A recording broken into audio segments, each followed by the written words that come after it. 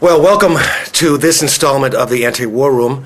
Aura Kanegis, to my right from the American Friends Service Committee, Darcy Scott Martin, to my left from True Majority. I'm Tom Andrews, and we are going to be talking about what happened last week, what is about to happen or not happen this week in the United States Congress. And let me just start off by revealing that it is Tuesday morning, and the headline of today's Washington Post is majority in poll favor deadline for Iraq pullout. So a majority of Americans not only want us out, they want the Congress, they want a deadline set and Congress to take action. Also very interesting in this poll, 58% of the public believes in establishing the kind of conditions that Congressman Jack Murtha, is insisting that Congress establish for making sure that only combat-ready troops are sent into combat. And of course, last week, that proposal came under a blistering attack by the Republican Party while members of Congress were out. Every single day there was a different news release or some kind of statement coming out from Republicans. Not a peep out of the Democratic leadership. There was absolutely nothing from Democrats as a whole. And now members of Congress are coming into Washington really on the defensive. And this is over a proposal that the Congress insist that our troops have the right equipment, the right training, the requisite amount of time between deployments, and somehow that has become an issue of, well, if we do that, that's not supporting the troops. It's micromanaging the war, and now, incredibly, there's discussion on the Hill as we speak. Some Democrats are insisting that the Democrats establish a waiver that would allow, in statute, for the administration to deploy non-combat ready troops into harm's way by just declaring that they are non-combat ready and they instantly get a waiver. So from the abuse that these soldiers are getting going into Iraq to the lack of equipment that they have while in Iraq, and then of course we've heard also last week the scandal as what happens when they become injured and come back from Iraq. They end up in rat-infested rehab centers. And the Democrats are on the defensive. What's going on here? Any sense here? Well, certainly there is a wide variety of opinions that have long been present in the Democratic Party. When it actually becomes an opportunity for you to be in leadership and create and craft legislation, those schisms can often be far more visible. So it is the case that there were Democrats who have long had a position on the war that wasn't necessarily what you'd call the Democratic majority position, and they made their opinions known in the last week. It's also the case that out in districts across the country, hundreds of them, members of Congress actually heard from their constituents, who are this 58% of the folks who answered in the polls that they want a timeline and they want things done. So it's a very conflicting message that members are hearing, because at home their constituents are saying, yes, we'd like to see this war end. And they come back here and the media cycle and the news cycle is all about what's wrong with this choice. So they are in a very difficult position this week. I think we've seen that it's much easier to oppose what is than to propose what should be. And Congressman Murtha took a step out with an idea, and I think it's telling that the challenges have been less to the details of the idea than to the context or the political lay of the land and where he makes his announcement and that sort of thing. I think the idea that such an action would be micromanaging a war is so far abroad from the reality that we've had 4 years of really no checks and balances on the president's approach in this conflict. We had a war authorization in 2002 that was based on a set of facts that long ago was proven faulty. And I think the American public are asking for leadership. They made an attempt in November to say something should change. I don't think they care who makes the change. I think they want leadership from Washington. And I think it's really time to challenge the delay in ending failed policies where soldiers' lives and future U.S. security are at risk. Well, it's interesting. The media is playing an interesting role here because that point, it seems pretty clear, is getting very obscured by the media coverage. First of all, we became part of the story. One of the attack lines, of course, from the Republicans was that Chairman Murtha decided to go online using our website to describe directly to people across the country, including those of us who were against the war, exactly what he had in mind and why he wanted to go about it. So first of all, that was a big problem. Didn't go through the conventional media. Then the Washington Post, our beloved Washington Post here, have some stories in which they take a few of the more conservative, the blue dog Democrats, who criticize the chairman. And next day we have a headline that says that Murtha blundered by what he had to say and how he had to say it. The Republicans, on the other hand, interestingly enough, I mean, if you wanted to take a page out of the Rove book of attack politics, where you redefine an issue and then go on the attack, I mean, if I were a Republican and it became exposed that I was putting non-combat ready troops into combat, that hundreds had been killed because I hadn't provided them with adequate equipment, and then when they got home, they were in rat-infested rehab centers, I mean, I think I probably would be rather nervous about that politically. But in fact, the Republicans are on the offensive, and the Democrats are backpedaling. What were you hearing out? Now, that was all sort of centered in Washington, the fulcrum of Washington and the mainstream media. Obviously, this is going out, MoveCongress.org, all across the country, to activists all across the country. What were you hearing across the country last week while members were at home, and what were they hearing? They heard lots of positive messages, and when I say they, I refer to the activists who went and had member meetings or staff meetings in local districts.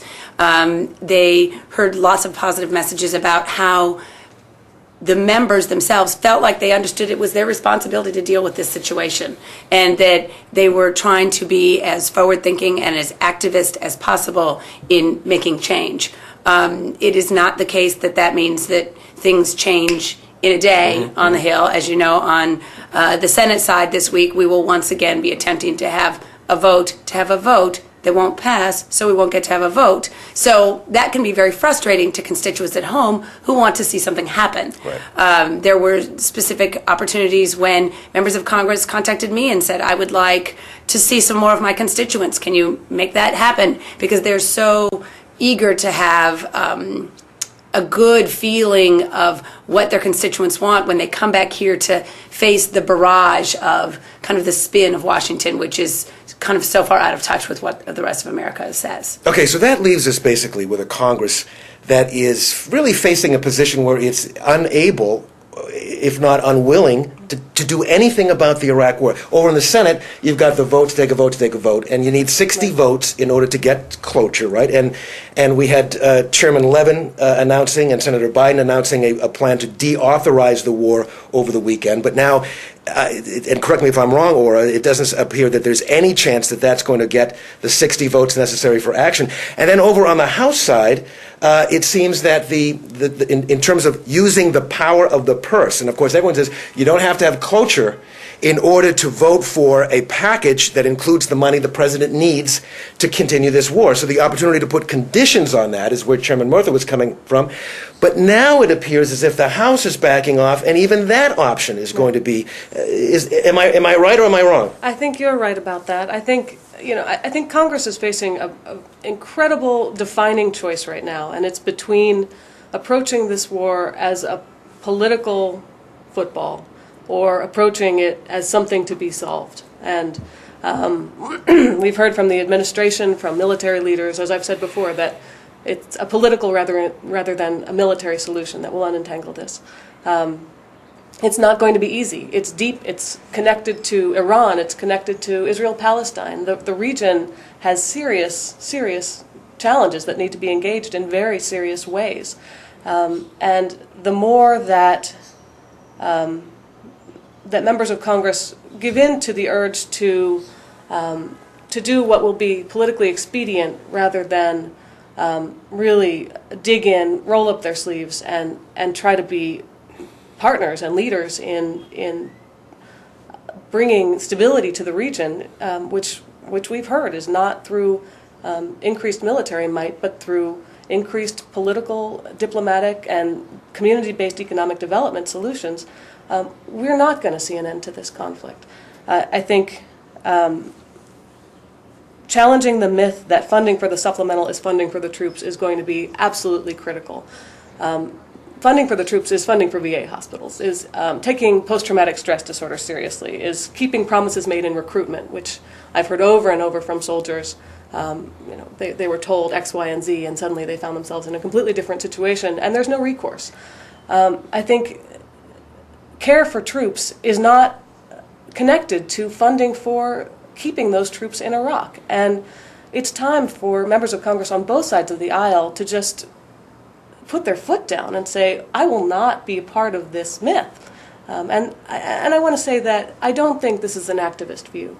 I don't think this is a website that is an activist site. I think that I'm hearing from mothers, fathers, people who have never, ever considered themselves political. People are just frustrated and shocked to see the degree to which there is consensus in this country that this war is not going well, and yet nothing changes. And I guess as a former member of Congress, I would ask you, how do you recommend that folks at the grassroots who want to make a change engage their members of Congress? What would you encourage them to do to give their members the courage to take action? Well, there's just communicate, not only with members of Congress, obviously, but for the broader community. Mm-hmm. Show up to those town meetings and get up and say, if they're doing the right thing, and say how much you appreciate them doing the right thing. Write letters to the editor, talk to community groups, get endorsements from various groups. There's lots of ways that you can do it. But the incredible thing is we cannot allow the Republicans to do what they're doing, namely redefining the issue in exactly the way that you've described, that supporting the troops means not providing the equipment when they go into Iraq, sending them into harm's way when the vast majority of Americans want them out of harm's way, marginalizing all of us, and this communication as being marginal when in fact we reflect the vast majority of the views of the American people. Damn right I'm an activist, but I happen to be an activist who supports not only the right thing, but what the majority of Americans clearly want. So I think it's, and I'll tell you, I was talking to some members this morning, as a matter of fact, and they were saying to me, look, we need you to get out there. We need people to be hearing from people at home.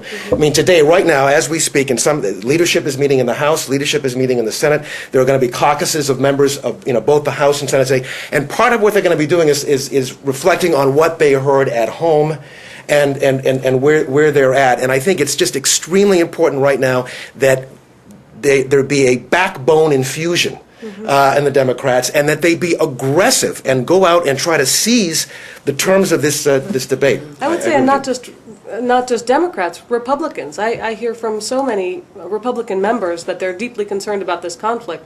I think the challenge comes when we think of this in terms of Democrats and Republicans. This is not a Democratic issue or a Republican issue. This is an American issue, and this is about using the right tool in the right place, and we're using the wrong tool. I think that a lot of media that members were exposed to last week was back home, which is very different from what we see here with the Washington Post or the New York Times, and think that is kind of the bubble of all the media. In 27 states across the country, state legislatures are considering legislation right now about the escalation. In places like North Dakota, that's on the front page of their state papers, and that's what members are seeing, that it is moved. The frustration level is so high that Congress is doing such an inefficient job that people are grasping at any tool they have to say that they need to put a stop to this. Okay, and that's what we have to do to this segment of our anti-war room. I want to thank everybody for tuning in. Big week. We're going to talk again next week to see what happens. But really, the Congress is on the line, whether or not it will have the gumption to stand up and fight for what the vast majority of the American people want. Thanks very much.